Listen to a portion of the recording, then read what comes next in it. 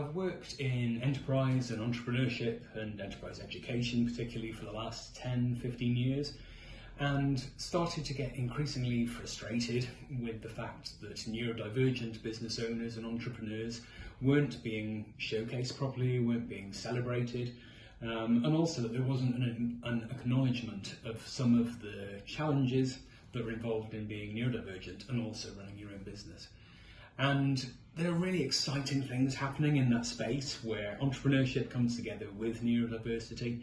And I wanted to explore that and look at what those businesses looked like, what were the positives, what were the areas that needed a bit of support and a bit of development. So couldn't find anything else that was out there, and essentially that has led to the setting up now of the NEA, the Neurodiversity and Entrepreneurship Association. Fantastic, can't wait to see where we go with it. So we know why, Rob, so what does it actually do for its members? So we have 4 different types of membership. So we have a membership that's specific for business owners and for entrepreneurs, and that involves a scheme of coaching, regular meetings with a coach who has been formally trained by the NEA and knows where we're coming from, a mentor as well, and also access to training and to events and to networking as well.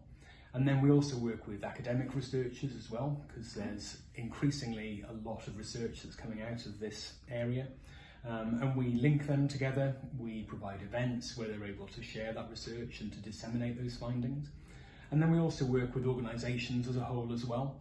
So that can include general neurodiversity awareness sessions as well.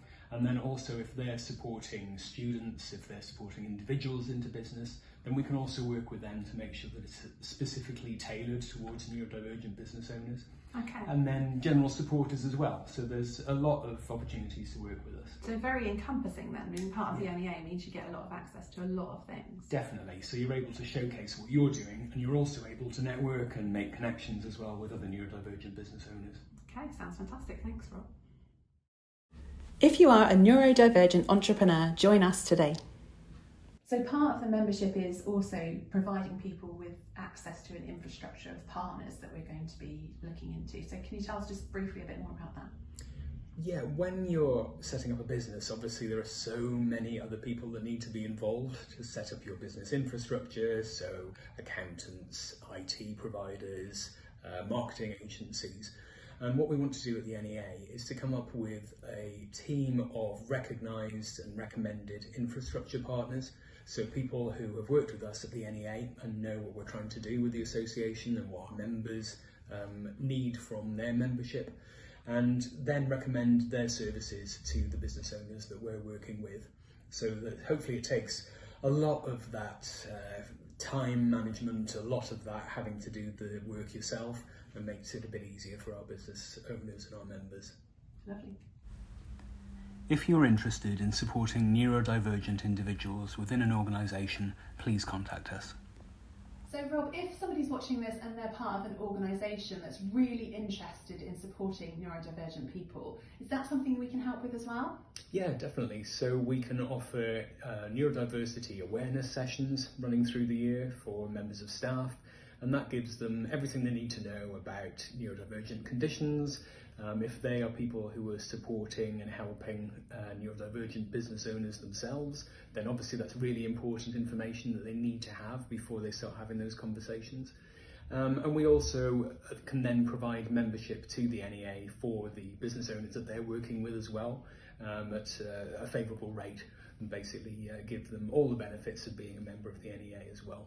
Okay, so this gives the organisation an opportunity to demonstrate that they're really interested in supporting neurodivergent as well, and finding out more about it for their own internal staff, I guess, too. Yes, yeah, definitely. I think there's a lot that we can help with the business owners that they might be working with, but also for staff as well, as you say, just to have that awareness of neurodiversity, all the exciting things that come with it, and also some of the challenges as well.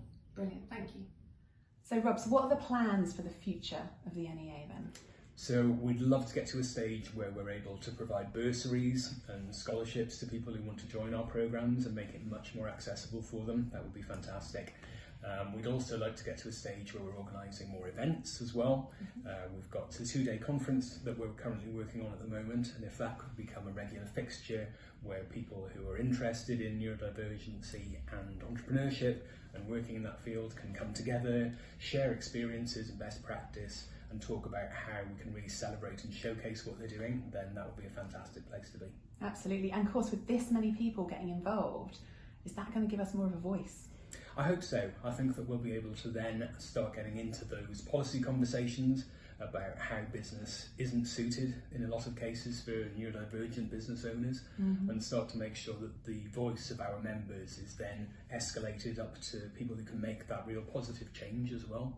And I think one of the things we've noticed has been about education as well, hasn't it? So is that going to give us any opportunities to get in even earlier, perhaps, to some of these people? I hope so, because so much is based on how you're treated as you make your way through the education system. In a lot of cases, a lot of neurodivergent children just aren't a fit for traditional schooling methods, and in a lot of cases their differences aren't celebrated and showcased as they should be. So I think there's a lot that we can do before people get to that adult stage where they're thinking of entrepreneurship and business, to be able to help much younger entrepreneurs as well, and see how that helps with their self-confidence and with just how they feel about themselves. It's such an exciting time, and it's such an exciting time to get in on this now, isn't it? Yeah, definitely. I'm so pleased you've come to us, Rob. I can't wait to see where this goes. Thank you very much. Thank you.